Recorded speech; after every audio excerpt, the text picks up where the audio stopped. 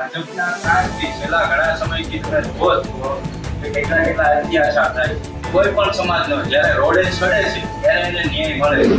જે ભાજપના કાજના લીધેથી મારા આગેવાનોની સાથે મળી બધાને ભેગા થઈ અને આ નિર્ણય કર્યો છે કોંગ્રેસ સાથે જોડાવાનો.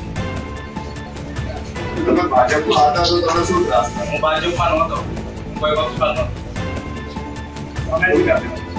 હવે જો મારે કેસની પ્રક્રિયા ચાલુ છે એસઆઈટીની, જે 2 દિવસ પહેલા જ આરોપીનો પકડ્યો જે યુએસપી હતા તો એમને આ સરકારે પાછી ત્યાં હોવા હાજર કરે યુએસ કેસની તપાસ તો ચાલુ છે.